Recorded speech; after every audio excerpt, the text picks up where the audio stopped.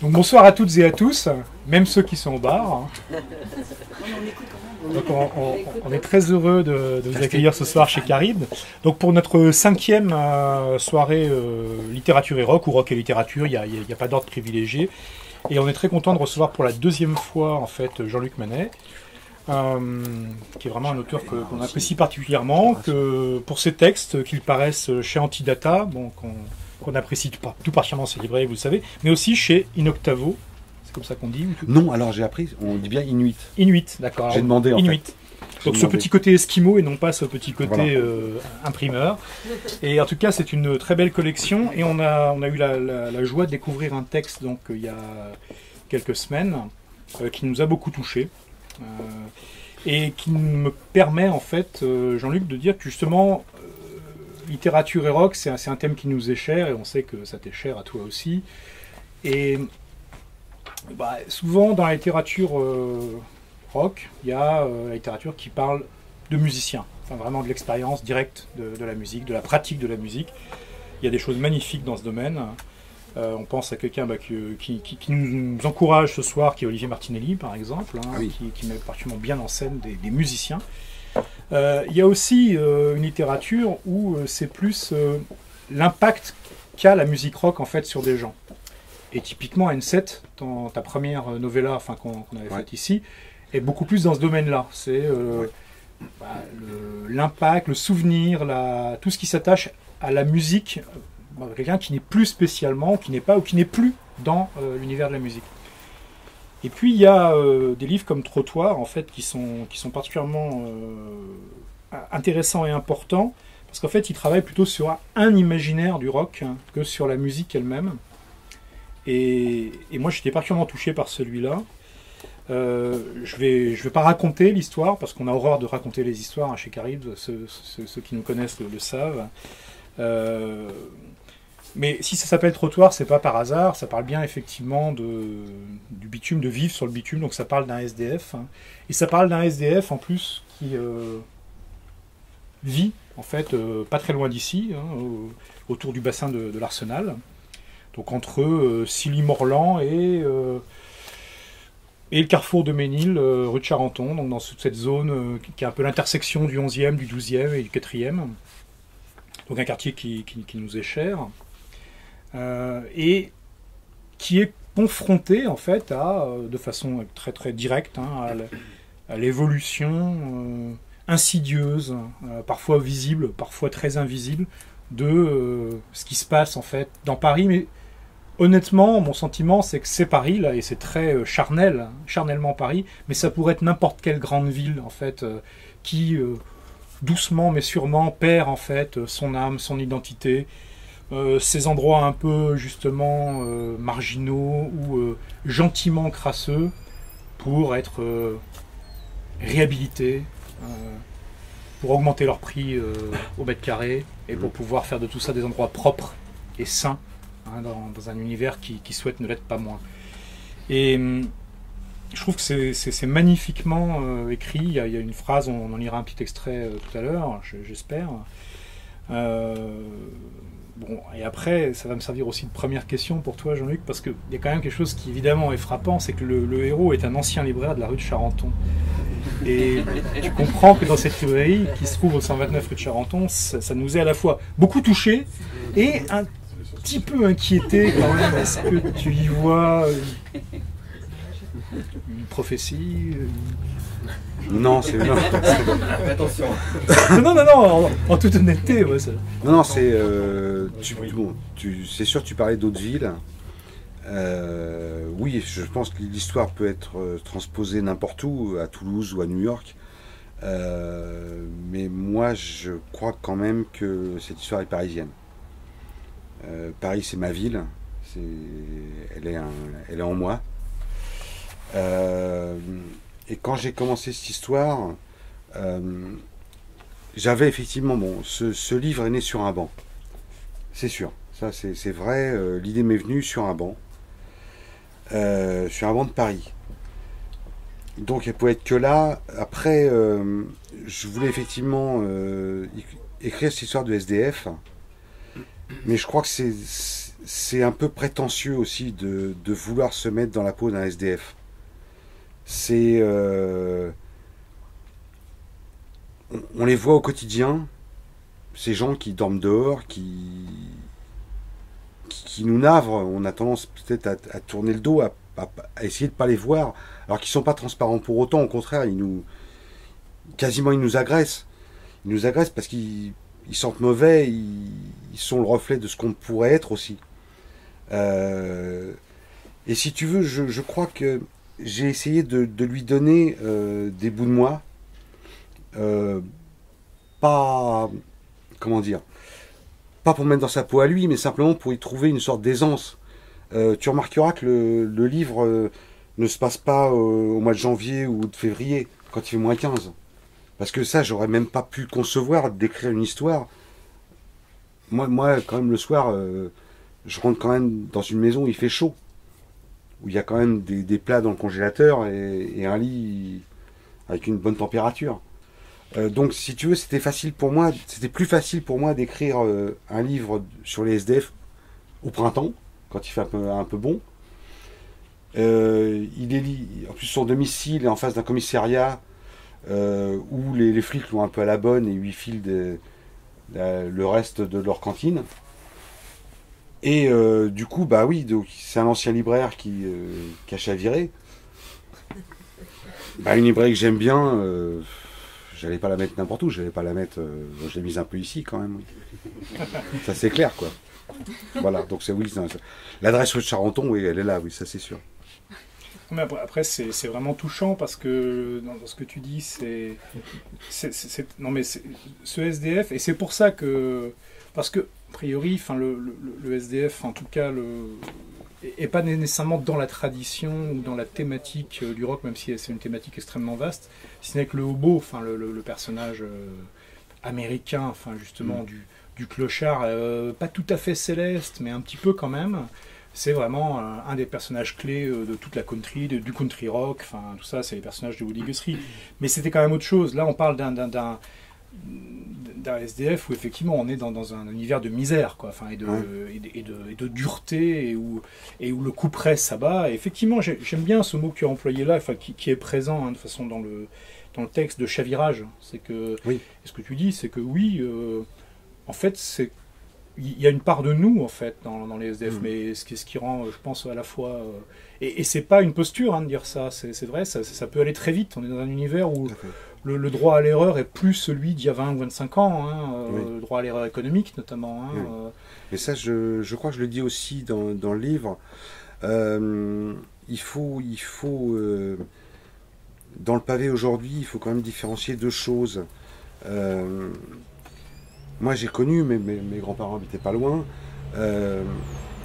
J'ai connu gamin ces clochards. À l'époque, c'était des clochards. Certains étaient très drôles parce qu'ils avaient une grande culture. Et on avait quand même l'impression, quelque part, un choix, le mot est peut-être un peu fort, mais disons que certains étaient tombés à cause d'une fêlure personnelle. Un clash familial ou professionnel ou quelque chose. Alors qu'aujourd'hui, on a l'impression, tu vois ces gosses là, pas loin là, devant l'opéra ou dans les rues du 11e, on a l'impression aujourd'hui que pas mal de SDF, en fait, c'est pas, n'ont pas eu le choix, mais c'est que la vie, la société n'a pas voulu d'eux. Ça me semble encore plus redoutable. On a même plus le droit d'être clodo aujourd'hui, on le devient. C'est terrible. Enfin, bon. Non, mais justement. Non, mais il est bien le livre. Hein, ah non, mais c'est. Je suis sûr que vous en serez convaincu tout à l'heure, mais c'est un livre qui est fascinant parce qu'effectivement, c'est une novella, donc c'est court, c'est extrêmement dense. Il y a une écriture, on va l'entendre, mais qui est très discrètement poétique, assez subtile. Mais c'est vrai qu'il y a en même temps, contenu dedans, aussi toute une évolution oui, du clochard. On ne dit plus clochard aujourd'hui, on dit SDF. Il y a à côté, à la fois il y a une certaine pudeur, un certain politiquement correct, bien entendu, mais il y a aussi une sorte de norme administrative qui s'est installée dans l'univers. moi, ça m'avait fait penser. Alors, le hasard fait qu'il y a quelques mois seulement, je disais justement des histoires où les clochards sont extrêmement présents, mais des clochards d'une autre époque, des clochards des années 50-60, chez Jacques Yonnet ou chez Jean-Paul Kléber. Enfin, c'est le Paris des années 50-60. C'est des gens, effectivement. Tu as raison, c'est pas du choix, mais c'est quelque chose qui n'est pas le pur couperet économique. Hein, c'est à la fois plus complexe et plus personnel. Je pense qu'on peut parler de Paul Léoto quand même, qui était grand écrivain et clochard. Je crois qu'aujourd'hui c'est plus possible. On pourrait pas être les deux à la fois. C'est dommage quoi. Il y a plus de poésie. C'est pas la situation était pas simple, mais il y avait quand même une sorte de liberté dans le pavé parisien il y a des années 50-60. Aujourd'hui, c'est juste un état de fait terrible et moche quoi. Oui, et puis là encore, enfin sur cet espace que tu as choisi, hein, donc, qui est tout proche d'ici, en effet, ce coin, disons, autour de Bastille au sens large, quoi, mais très orienté sur Bastille, Arsenal et Daumesnil. Il y a une certaine bonhomie presque des policiers de quartier, qui sont pas de la police de proximité, hein, puisque ça a été subtilement supprimé par un grand ministre de l'Intérieur, Nicolas Sarkozy, une sorte de génie visionnaire, qui a compris que la police de proximité, vraiment, c'était un truc qu'il fallait absolument supprimer parce que ça pouvait être efficace. Ouais. Mais ça crée des liens, c'est pas bon ça. Ouais, c'est vraiment pas bien. Et malgré ça, donc, on voit que c'est bon, ce commissariat un peu fictif, mais qui est quand même celui du 4e. Oui, il y a une certaine bonhomie, presque une certaine gentillesse, alors qui est contrastée suivant les individus. On trouve aussi des personnages qui sont dans l'imaginaire aussi du roman noir. Enfin, il y a le policier bourru, qui veut pas qu'on l'emmerde, qui a ses propres soucis, mais qui va pas aller filer un coup de pied supplémentaire à quelqu'un qui est déjà à terre, justement sur le banc en face de chez lui, quoi. Donc avec un côté, on retrouve, moi je trouvais des côtés très le Padovani de Fajardi en fait, qui se cache un petit peu, je trouve, derrière ce commissaire. Merci. Non mais vraiment, avec ce côté justement pas dupe, bonhomme, et en même temps sérieux, c'est un professionnel quoi. Hein. Il a aussi des affaires à résoudre. Il a des vrais problèmes de proxénétisme, de trafic. Ouais, ça c'est un truc qu'on peut pas regretter parce que c'est. Je pense que c'est pas simple non plus d'être flic. C'est pas. Ça va pas être simple. C'est pas un métier que j'aurais voulu faire. Enfin. Une des choses peut-être qui est la plus la plus rock en fait c'est qu'il y a une des choses qu'on trouve peut-être le plus dans le c'est toujours effectivement ce sentiment qui est une sorte de pas de nostalgie mais une mélancolie en fait par rapport à un passé qui est enfui, on le sait, et le personnage a une grande lucidité par rapport à ce passé enfui, il ne peut pas s'empêcher d'y penser, d'avoir des regrets, mais en même temps il y a un côté très fort, c'est dans notre société, ce personnage, ce SDF, c'est évidemment un perdant, quoi, hein, ça il n'y a aucun doute. Et en même temps, et l'expression a pu être galvaudée parfois, mais il a un côté magnifique, quoi, ce perdant. Il a une lucidité. Beautiful loser. Mais c'est vrai. Je trouve qu'il a une lucidité. Il a gardé énormément d'humanité. Il est en même temps avisé, prudent, streetwise, hein, comme on dit justement, parce que il sait ce qui peut arriver de beaucoup plus terrible. Et en même temps, il garde du courage, de l'envie de se battre parfois pour d'autres, alors qu'il est tout en bas de l'échelle. Et ça, je trouve que, alors peut-être que c'est moi qui me fais des illusions, mais je trouve que ça c'est très rock, ce côté, à la fois il y a un passé, il est passé, mais on en est quand même fier quoi, de ce qu'on est, même quand on est très très mal. Quoi. Après, je sais pas, ça c'est peut-être mon romantisme. Non, je sais pas. Non, tu parles de rock et c'est drôle parce que c'est peut-être la première fois que je fais un bouquin où ça parle pas du tout de musique. Non. C'est le premier, je crois. Il y a T-Rex qui passe, un peu par hasard. Et peut-être, en fait... bon, il y a... T'as vu Charles Trenet qui repasse quand même. Charles Trenet repasse quand même, un petit clin d'œil à N7. Mais d'un autre côté, c'est celui qui peut-être a été le plus écrit avec des chansons en tête. C'est en fait, quand il est né sur ce banc, c'était une chanson de Stan Ridgway. Il est où Stéphane? T'es là, ouais. C'était, tu sais, sur l'album The Big Hit, Walking Home Alone. Ouais. Voilà, ça a commencé par ça. Quand il s'endort, en fait, au bord de la Seine, c'est The River, grande chanson sociale devant l'éternel de Bruce Springsteen. Et bizarrement, c'est celui dans lequel il y a le moins de rock, mais en fait où chaque chapitre a été écrit avec une chanson en tête. Voilà. On a fait ça super bien là, à WFM là, avec Dom Kiris lundi. Je vous ferai le lien pour quand l'émission quand elle va passer. Mais c'est pour ça que je trouve que ça infiltre vraiment l'écriture. Enfin, que effectivement, même quand tu parles pas de rock officiellement, en fait, c'est vraiment très présent. Ouais. Ouais. Et je dis, chaque chapitre, il y a quasiment une chanson qui a vraiment tenu qui a tenu la trame. Je voulais un tout petit extrait, enfin, c'est le début, comme ça en plus ça évite de spoiler, parce que bon là... parce qu'après il y a une intrigue quand même, hein, policière et... ouais, qui est belle. Elle est belle au creux de la main. On la connaît bien, mais elle tombe rarement. Une pièce de 2 € avec son cœur d'or sorti de promesses d'argent.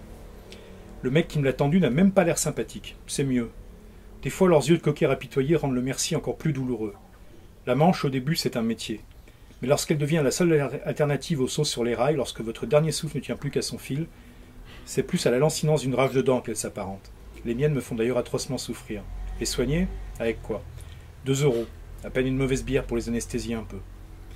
Je sors du métro à la station suivante, chemin vert, ça tombe bien, l'épicier arabe au coin de la rue Saint-Gilles dit la pinte de 8,6 à un prix raisonnable. Il a même des fois le mot qui ne sert à rien mais réchauffe. Le temps, la politique, les lendemains, ces choses qu'on a oubliées, qui sentent encore le canapé devant la télé. C'était il y a longtemps. Chaque soir, Virginie s'endormait sur mes genoux. Elle y est même morte le jour où son petit cœur de moineau blessé n'a plus souhaité accompagner ses jolies ailes d'hirondelle. Je paye ma bière. Mokhtar a le verbe printanier et rassurant. Il a raison, c'est bien pire, l'hiver, le froid. T'as des nouvelles de Fred, ah tu sais pas, les mecs de secours catholique disent qu'ils l'ont retrouvé tout raide au fil du calvaire. Pas envie de replonger en sous-sol, mes affaires sont planquées près de mon QG du port de l'Arsenal et il est tard. Le soir en dessous, ce n'est pas la peine. Les travailleurs se sont fait humilier toute la journée, patron, collègues, salaire. Pour d'autres, c'est le retour au domicile qui angoisse, la niche, l'écuelle pleine de soupe à la grimace. Certains cumulent. Ce serait mesquin de leur tendre la main. En surface, le crépuscule n'arrange rien et rend le troupeau méfiant face à n'importe quel loup, même le plus décharné. Pas hier. Non, mais... ça regarde. Je trouve que là, c'est des mots qui sont pas faciles à trouver pour décrire. Enfin, oui, une chose, effectivement, qu'on a tous vécu, la plupart d'entre nous, je pense, de l'extérieur, mais qui tape, quoi. Alors moi, je trouve bizarre depuis 3 semaines là, le début du 4e chapitre, en fait. En fait, je trouve... ouais. Qu'est-ce qu'il y a dans le début? Non, c'est le... Non, ça fait référence à l'endroit. Ouais. Ah oui. Voilà, ouais. Le début du 4e chapitre. Ouais. C'est le côté, en fait... le clodo reprend un peu pied. Et un vendredi soir, sort et justement, les rues de Lappe, rentre dans un café. Il y a un petit groupe qui joue là. Que je le lise ou bien... Non, ça va. Moi je sais pas lire. Donc,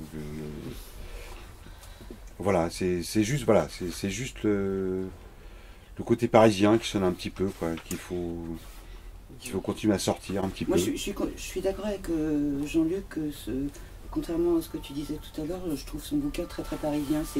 On est à Paris, on le sait. Je ne disais pas du tout qu'il n'est pas parisien, mais ce que j'essayais de dire, mais maladroitement, c'est que ça pouvait se passer ailleurs. En revanche, il y a un tissu urbain qui secrète des SDF et puis une volonté politico-économique de se débarrasser de la chienlit pour valoriser le foncier. Et ça, c'est Ça, en l'intrigue. revanche, Et ça, c'est c'est un l'intrigue. c'est monstrueusement universel. C'est sa façon de parler de Paris. Après, ouais. Moi, en plus, ce quartier-là, parce que moi, je travaille ici et j'habite boulevard Henri IV, donc c'est vrai que Ah d'accord. donc c'est vraiment mon quartier. Quoi. Moi, le commissariat du 4e, j'y suis allé un nombre incalculable de fois, tu veux même pas savoir pourquoi. Mais Alors, tu sais que boulevard Henri IV, alors, ma maman qui est très fière de son fiston, hein, quand même. Son fiston est quand même on est bien d'accord, le grand écrivain de ce siècle. On est bien d'accord. c'est bien pour ça qu'on est là ce soir. Hein. Tout à fait. Ma maman m'a quand même fait remarquer que il n'y a pas d'agence immobilière boulevard Henri IV. Jean-Luc, excuse-moi de te faire remarquer. Il y en a eu une, mais elle a fermé. Donc, Ah, je veux dire, Ouais. maman, faut que je te parle. en revanche, il y a, mais comme partout, il y a un nombre de coiffeurs qui restent toujours un peu surréalistes, mais ça... c'est- Une librairie aussi. Oui, aussi, une librairie, Oui, absolument. mais plus vers le square. Le Ré Henri IV, ouais, Ah. Square Henri Galli. entre Mais ça, c'est sur Signon, N7. Le square Henri Galli, c'est sur N7. Puis C'est il y, pas a la gare républicaine, quoi, quand même. Enfin, Voilà. bref. Ça, en fait, il y a les deux. Tu veux que je lise le début du chapitre 4 hein, parce que- Non, c'est pas, c'est trop long.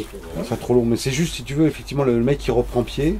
C'est juste, si tu veux, le truc qui a un peu résonné pour moi ces jours-ci. Il y a effectivement... C'est le côté, effectivement, le mec reprend un peu pied, il se rase, il devient un peu présentable.